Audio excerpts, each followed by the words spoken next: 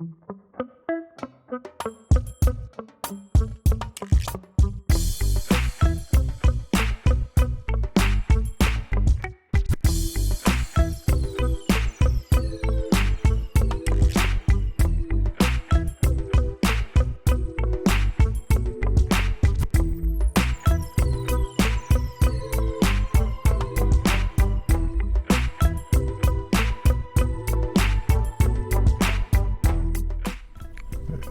God, something about that music just sends me to another level. Welcome to another exciting edition of the Andre the Beast Creighton Show with my co-host, the one and only brandologist, Yolanda. What's up? How you doing, babe? Brand Mazing. I'm doing Brand Mazing. We're going to talk about that Brand Mazing and the new podcast that you're about to launch and all kind of other wonderful things in the next 45 minutes of the show. But we're going to start off on a really positive note like we always do.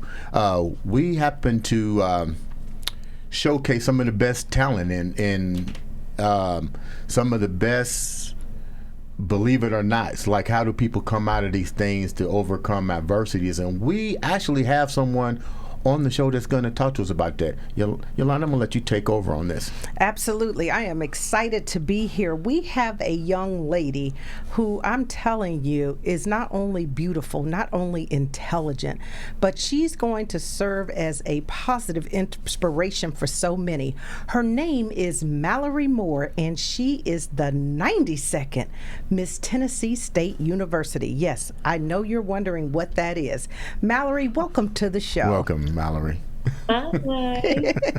We're excited to have you. When you shared that with me, that was immediate for me as a brandtherapist. I'm a brandtherapist, so I'm a personal branding expert.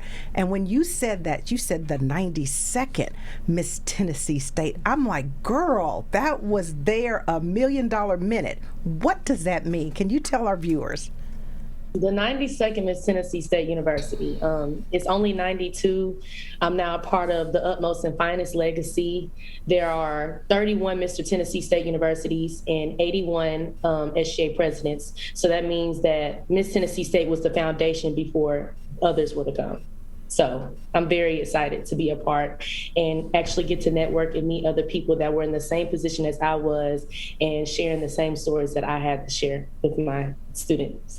Absolutely. That is exciting. So, I mean, given the COVID environment, did you guys get into full pageantry? Can you kind of tell us how that sort of the events evolved and unfolded, if you will?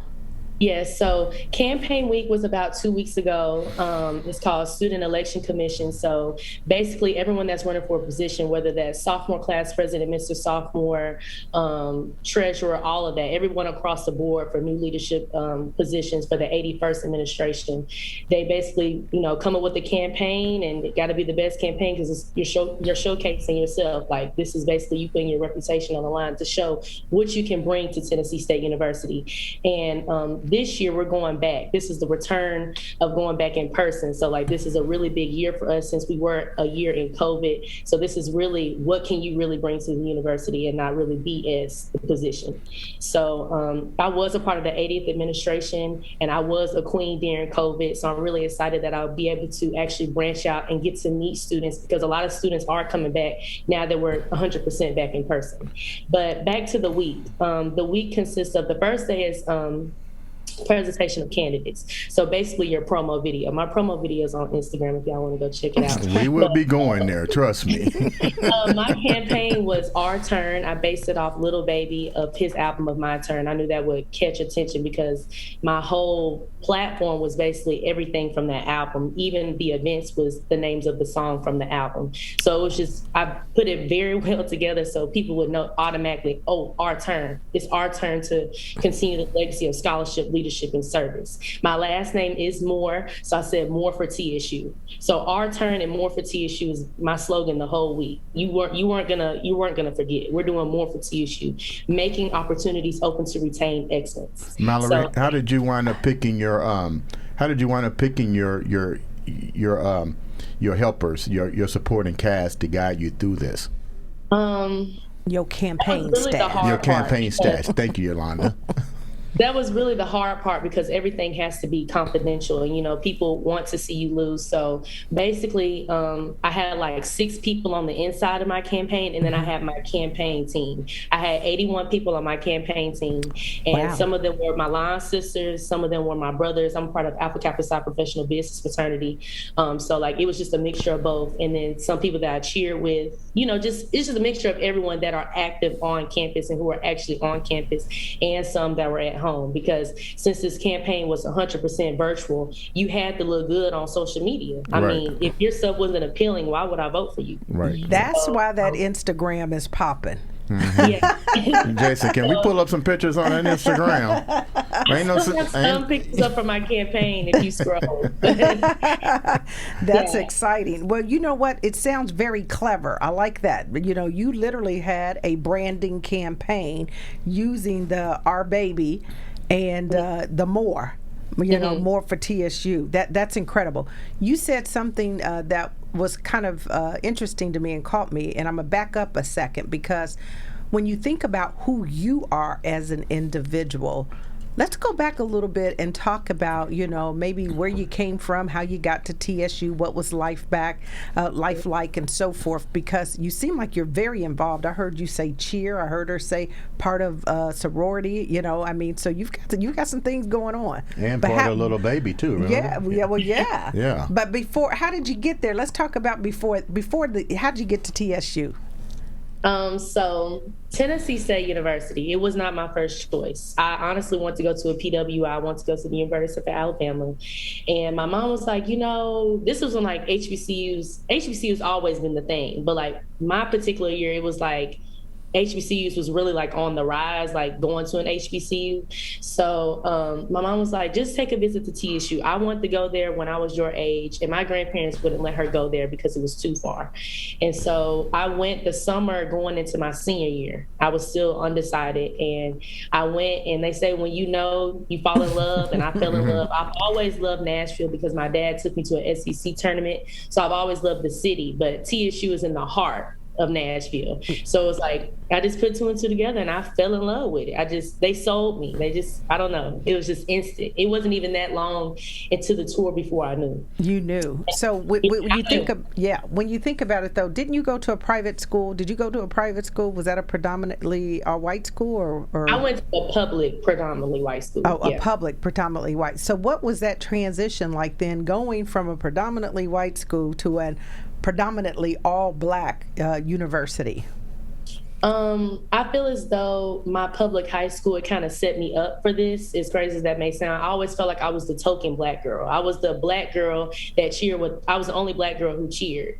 And so I just had a mindset that I wanted to continue to be like an impact. Like I feel like I was kind of like an impact in my city, because now it's like it's a lot of black girls who cheer that went to my school, and it was just me at one point. So that's really all I have to say. I mean, I went through a lot in my public high school, but I feel like TSU was like the best decision ever. If I went to a PWI college, I feel like I would not be as successful. Okay, so what's a PWI? Share with the viewers the PSI and what it's like being in that situation, because my daughter had the same experience, being pretty much the 1 out of 2 African Americans on the thing.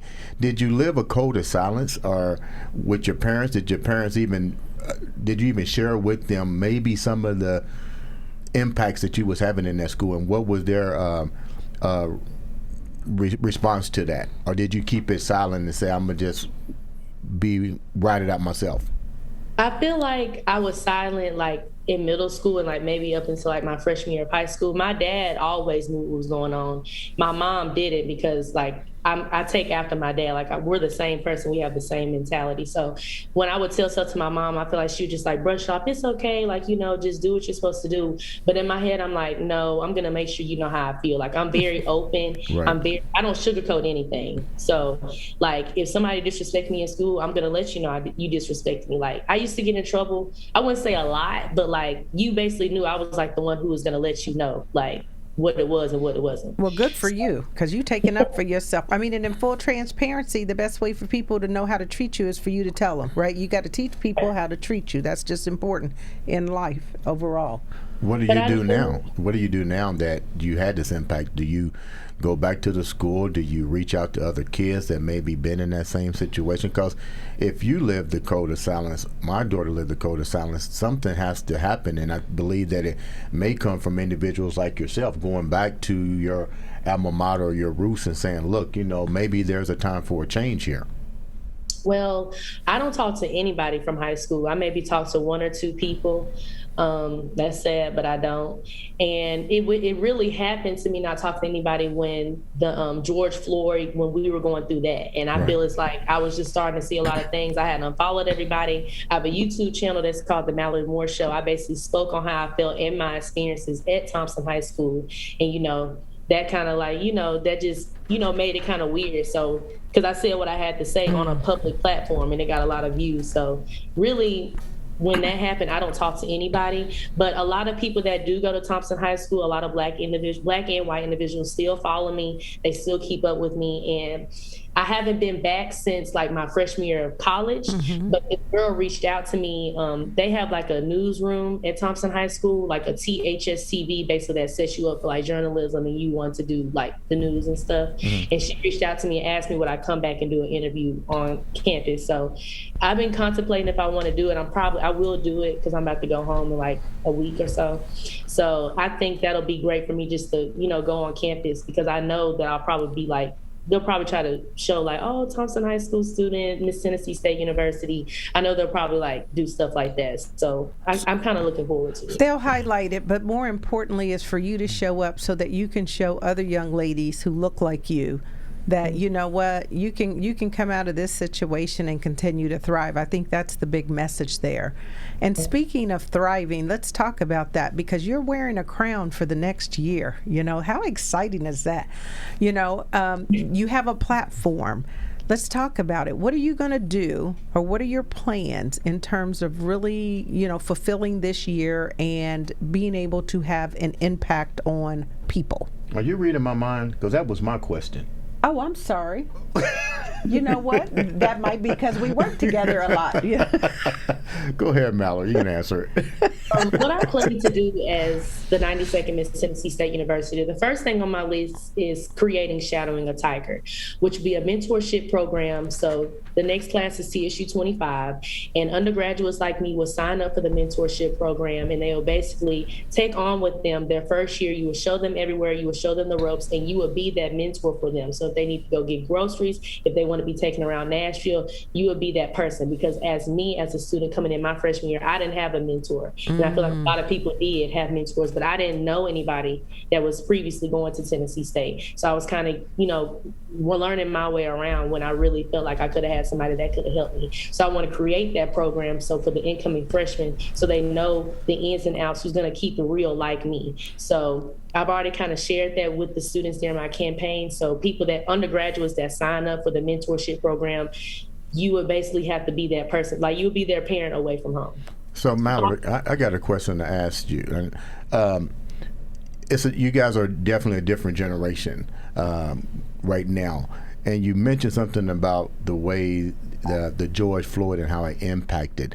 What's the response on the black campus with all of this tension that we're dealing with?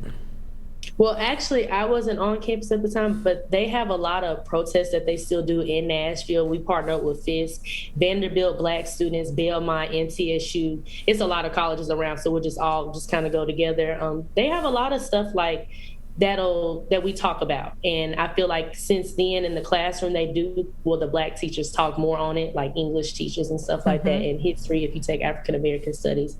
I mean, it's well aware, what's going on, and international students know that's going on, and we do have like a small population of white people and they know what's going on. So it's always being known around the city. Yeah, it seems like you guys are a more woke generation. Does that make sense? Very much. Yes, yeah. Yes. So I think you have expectations about how you think things need to play out. You're very much more aware of not only what's happening, but the community in which you live and the world in which we live in. Can you speak on that a little bit? Because this is different. When we saw how polarized literally the nation came together, and even the world, when through the George Floyd murder, it was just incredible to see so many people come together of all races, all ethnicities, but it was a lot of young people.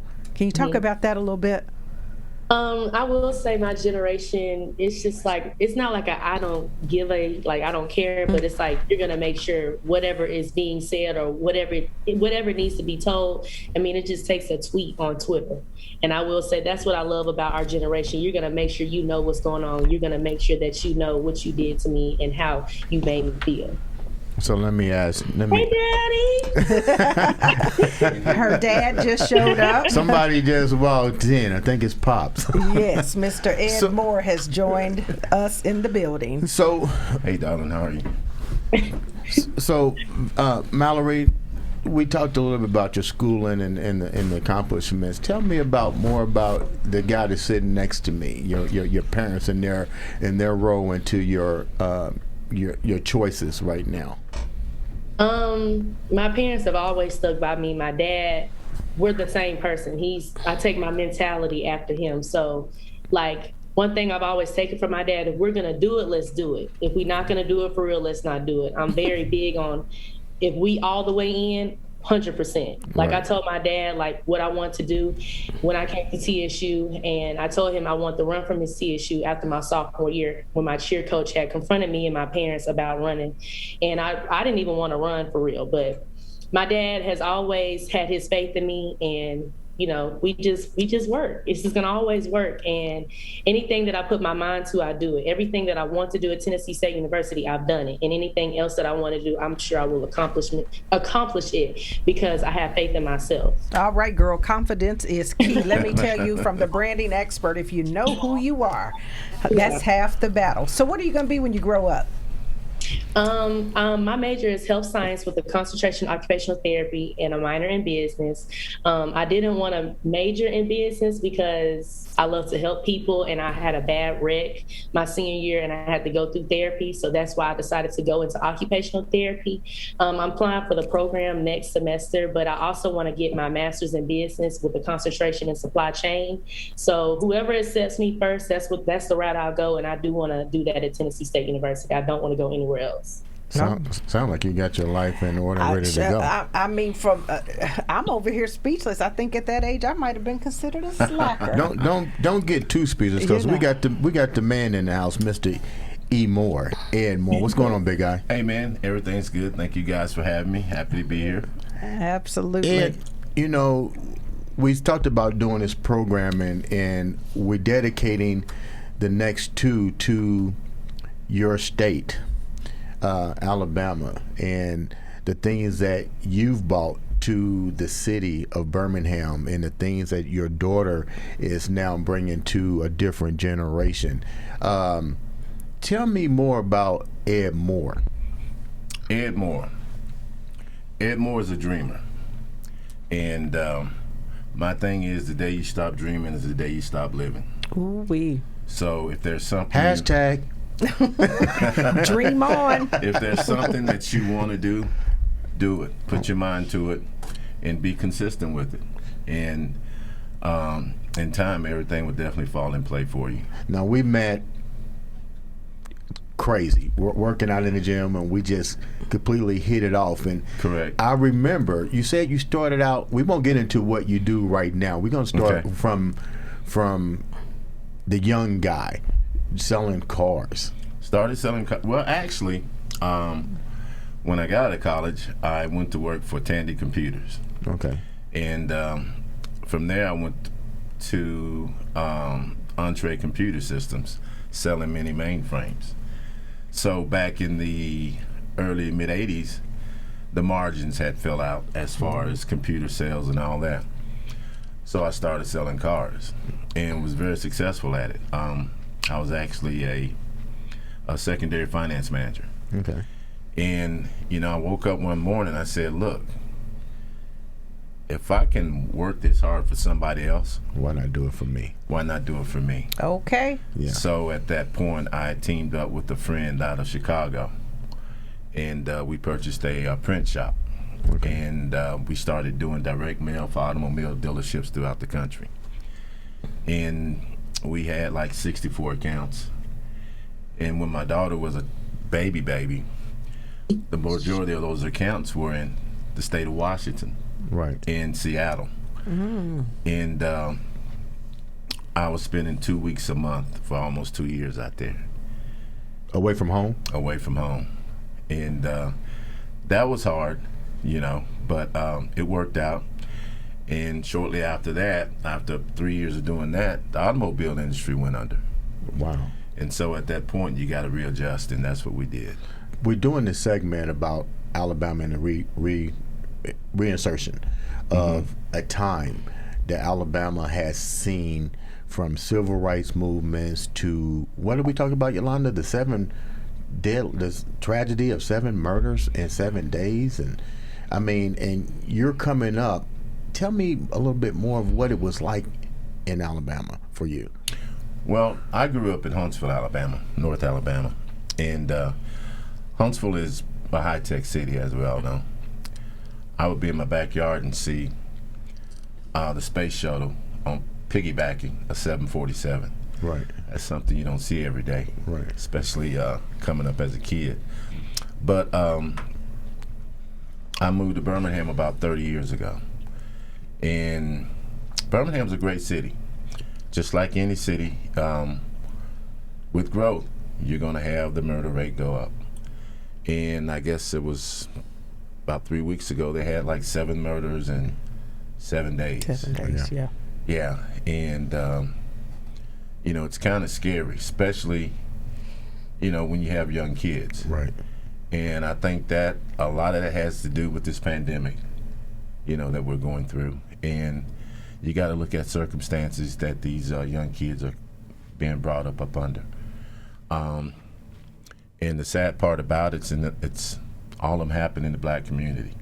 Yeah, desperation Yeah. breeds, a lot of destruction, unfortunately. It does, and that's not a good thing, especially at this day and time.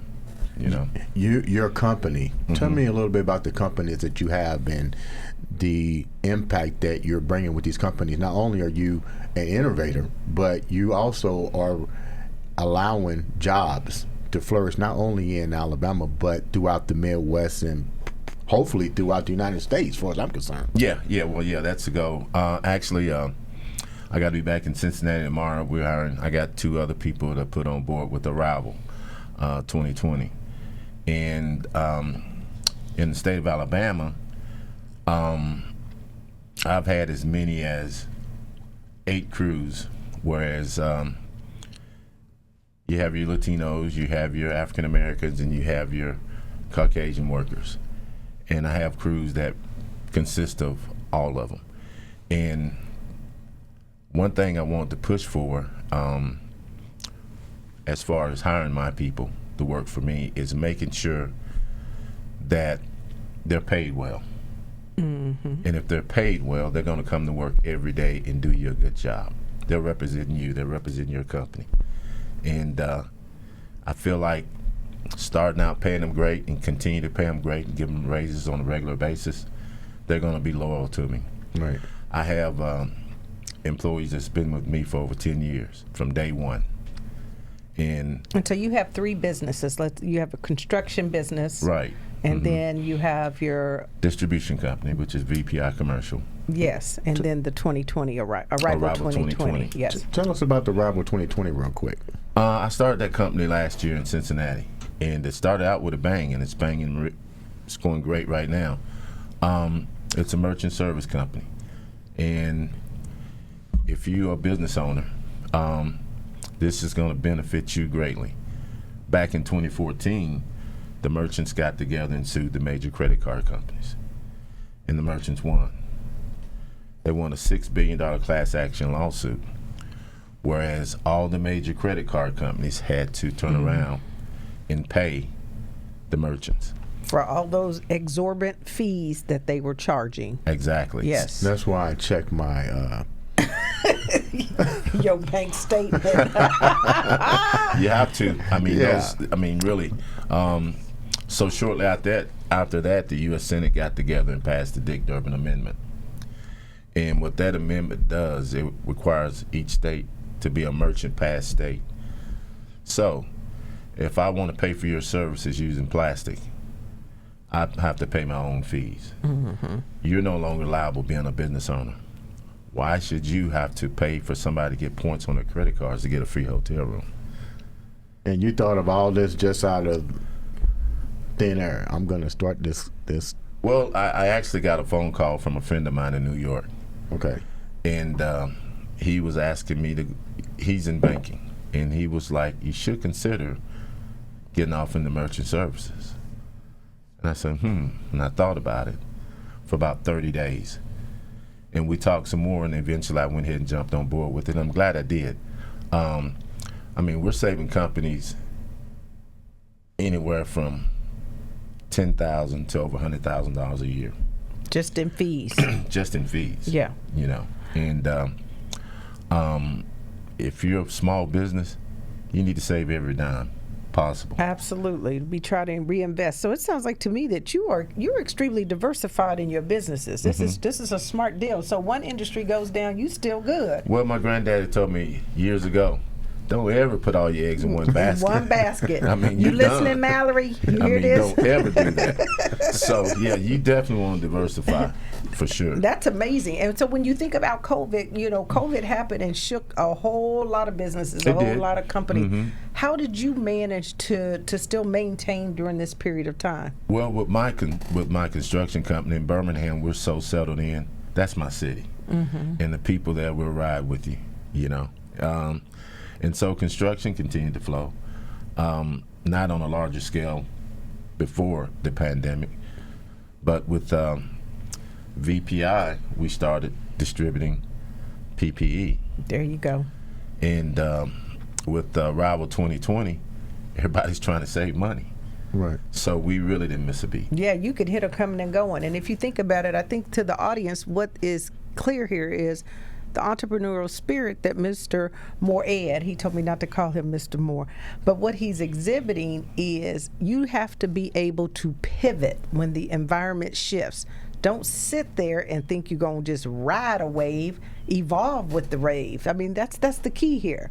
That's the key. Hashtag brandologist. I got to throw the tidbits in because it's all about educating, right? And he's on the road today. Yeah. But it's all about educating because Correct. that's key. That's a key thing that you just said that makes a lot of sense to me, And when you think about really helping other people, I know we talked a little bit about it, and you said you'd like to give some insights to some of the business owners on how they can boost income because people are missing a huge piece of the pie. They are, and everyone that I speak with, just like Andre, questions he was asking me when we initially met, I pretty much do the same thing, and I encourage people. If you're in business, and it's going to depend on what type of business it is, to register your company with Systems Awards Management. That's SAM. That's the government. Mm-hmm. And when nobody else is doing business, the government is doing business. Don't be afraid to do business with the government. That's just gravy that'll keep your head above water. Or if you can't beat them, you join them. You join them. And the good thing about it, their money is good. And they pay. We've had contracts with them where they paid us all the money up front before we even deliver product. There you go. Now, talk to me about, I was really excited. You got another business venture that has to do with sanitation and keeping us somewhat safe from the COVID. Well, that's part of VPI. Okay. And VPI commercial. Right as we speak, we're building disinfectant chambers in Huntsville, Alabama.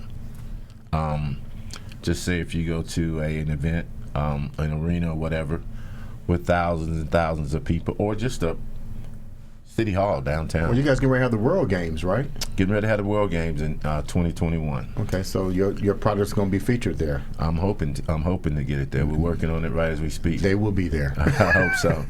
But this chamber is it pushes out fog. So when you walk through that fog, through this little small chamber, which is 5 by 8, it disinfects your whole body of 99.9% of the germs. even kills the coronavirus.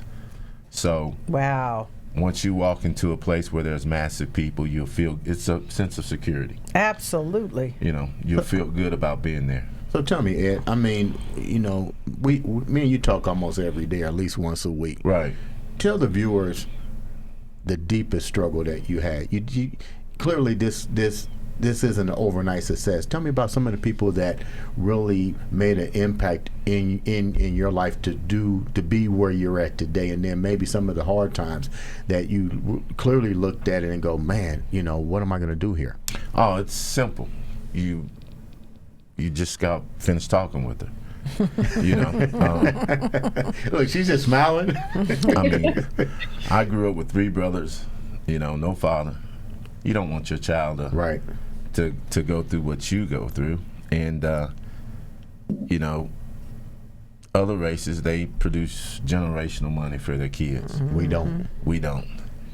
And if we can't do it, we can at least get it started. There you go.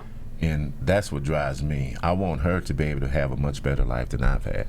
Why do you think that we as minorities, as a culture, have a difficult time generating money? Is it because we want it right now, fast, or is Fast money.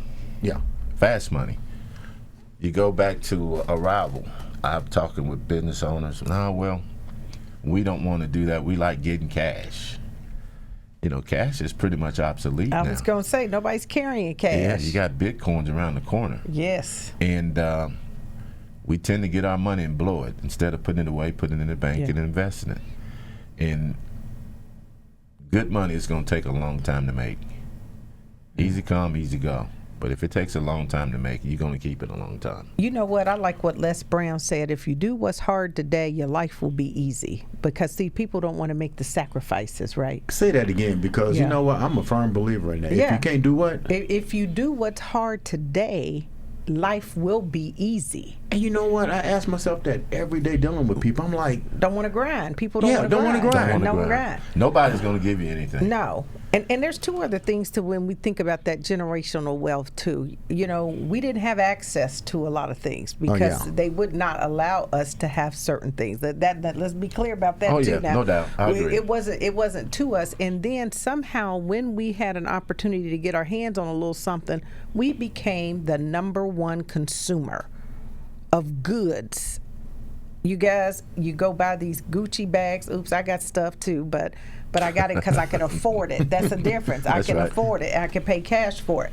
But when you can't and you're buying these things that have zero value, no return. If you want to spend your money, go buy some real estate. You know, go buy something then that'll we get just you. talk about that. I watched know. the NFL draft, and a guy walked out with a With a watch. with $1 million watch. $1 million watch. You know, that is probably worth little than nothing. He would be good to be able to get 1/3 of his money back. But it's a mindset shift, right? But we have to educate. We have to educate and continue to educate. And I will tell people this, you know, back in the day, we have what I call limiting beliefs. This is when grandmama told you money don't grow on trees, you better stuff that money, hide that money, hold that money. We stuffing it under pillowcases Exactly. and mattresses and things like this. Oh, hold down. Nobody, Hold down. nobody has ever become wealthy saving money. You become wealthy investing money. Then I better go home because I literally, this is no lie. Go Come in get here. it from under the mattress. I wish I had to put it there, but it's no lie. I come in here. I was looking for the money I put up. I hid it so good I hid it from myself. And I'm sitting here as we talking going, what the heck did I do with that money? But anyway, you've done a lot of stuff. You're bringing a lot of stuff. You're bringing a lot of jobs into the United States is what I call it, because I see a bigger picture just like you do. Your daughter is on the show. Tell me about your daughter and you guys' relationship. You know, at times you think they don't listen to you, but they do. Yeah. Yeah. I remember back 10, 15 years ago with my construction company on Saturdays, she would be with me all day, every day. Okay? And, you know, we'll go from house to house to house signing contracts. And, you know, I like my old school music, you know, and I didn't realize how big of impact my old school music had on her until she was about 17. Which artist? The Whispers? Bill Withers came on. Lovely Day. Oh my goodness! And she said, "Oh, that's my song." And knew all the words. Yeah. I said, "Oh man, really?" But no, we have a great relationship. She definitely listens. She may not let you know that she's listening, but she does. She knows if there's anything she needs as far as advice or anything, I'm here for. That's a beautiful thing. That's a beautiful thing. And I think that we want more families to be involved and have close relationships and pay attention so you can, too, take over daddy's businesses, honey, because that's called generational wealth. It can keep it going. Then your children can keep doing it, and you can fix somebody on the side with some PT and OT, too, but you pay attention to what's going on over here, because I'm telling you, a lot of times we don't have the opportunities, and when we have the opportunities, we just want to make sure we maximize them. It's so critical. And tell your friends and your friends' friends. Start some businesses. You guys have the world at your fingertips today. Technology is your friend. And you ain't jobbing. Man, you got friends that live in Australia, man. Brazil. I tell you, it's about them connections. It's this much of what you know. You got 20% of what you truly know. That's right. The other 80% is who you know. And who you in connection with, who you build relationships with. And I'm not talking about a like and a share. I'm talking about seriously engage with people, get to know people, help them understand you, tell your story. Because when people feel like you fit and they feel like you belong, what do I say, Andre? Those are the people that will sponsor you. They'll pay you. They'll loan you money. They'll marry you. They'll, She's a promote brand. She's you. hashtag Brandtologist. That's why she's here. I just listen. That's why she's here, because I be listening. Okay. So Ed, tell me what the future holds. What's the big vision now moving forward? And let me say why you're here. Thank you for being one of our sponsors, head sponsors for the Andre the Beast show and the newest show, the brand. Hey, it's great. I like, almost like Yolanda said, you want to hitch your wagon to somebody that knows what they're doing. Oh, by far. And tell me, the viewers, what's next for you? Because you got so many things going. What's the future? I'm going to go even deeper. Give me 5 years. Where are we going to see E more? 5 years? Yeah. I've always wanted to get in the hotel business. Excuse me? Yeah. Especially after... I don't doubt it. Well, especially after going in... Well, since she's been in school in Nashville, it's amazing how that place has boomed. Oh, my goodness. And if you put the numbers down as far as the money to be made, as far as being in the hospitality business, it's big. And you think about once this pandemic ends, more people are going to be working from home. Mm-hmm. That's one thing this pandemic has done. Right. When Google decided to lay off 200,000 people, well, not lay them off, but send them home to work. Yeah. Not coming back. Their profits went through the roof. Yep. They're not coming back. So you're going to have people with a lot more money in their pocket. It's looking to go out of town, vacation. Yep. Restaurants, hotels. There's something you talked about. Explain to me the difference between Huntsville and Birmingham, because we're going to have on the show next, I want you to stick around, your good friend, the former mayor. Tell me the difference between Huntsville and Birmingham and the cultural divide. Is there a cultural divide between two, economically and non-economically? Oh, yeah, there's a big cultural divide there. Huntsville is made up of people from all over the world. Mm-hmm. You got a military base there. Mm-hmm. You actually got two different Huntsvilles, you ask me. I mean, people that's been there all their lives. And then the transplants. Yep. And they're from all over the world. And, yeah, it's a big difference as far as income, as far as the average individual in Huntsville compared to Birmingham. Well, you got a lot of NASA action down there, right? It's a with ton the space programs and all that Oh, stuff. Yeah. Mm-hmm. Mallory, do you see yourself going back to your hometown, your roots, to make any type of impact there? You can say whatever you want. Your dad's not going to say nothing. I feel as though I can make an impact wherever I'm at. So if that means me going back to Birmingham, which I don't see, then that means that. But I can see myself living here in Nashville or even Dallas. Why Yes, Dallas? The Why big Dallas? D, girl. Why Dallas, That's my Mallory? town. I don't know. I feel like that'll be just something new and fresh, and it seems like it's fun to live there. So Well, it's cowboy country. You know, it's got to be. Hey, I lived in Nashville, and I lived in Nashville before it boomed, and I liked it then. I went back a couple years ago, and It's you're crazy. right. I was like, this is a whole different world. I went over there. The It's house crazy. that I had I was probably in my late 20s. Was that the house that we went to see you in when we were young? Probably. Yeah. And that house, I don't know, maybe I bought it for 90 or 100. What part of town? This was in Hermitage at this Okay. time, because I used to be out in Bellevue, and then went to Brentwood, I guess, and then bought a house in because I like land, so Right. I kind of got a country vibe to me, but I'm a city Yeah, girl. You right. know what I mean? Yeah. Yeah. And Nashville brings that. It does, but anyway, shoot. I wish I'd have held on to it. That house right now is $400 and something thousand. That would have been a quadruple return Yeah. on my investment. So Hold on to the house you got now. the people that live there now that literally say they cannot move, they cannot sell if they sell their home, they cannot buy something else For that money. for the money, because it's skyrocketed. Correct. It is. It's just booming. So no matter where you live, I am certain you'll have an impact. You have a lovely daughter. It's Thank just you. been a pleasure speaking with her. Her head is on straight. I mean, she's got her brand amazing thing going on. I love it, and I do believe you're going to make an impact. I want you just to keep your head straight and narrow, because there's a lot of distractions in life, but keep forward. I think you're vocal. You don't mind speaking your mind. You'll be transparent, and you will do well, because that is the 92nd Miss Tennessee State. University. Look, she just I like left that. me totally The speechless here. 92nd. Ed, Yeah. before we wrap up, I don't want you to go nowhere, but before we wrap up, we've gone through so much and you've seen so much. And Yolanda, we've seen so much. Mallory is young. They a whole new way of thinking. Leave the viewers with something so impactful that when they get done listening to this podcast, they go, wow, that's a guy I want to meet. Well, I think I said it from the beginning.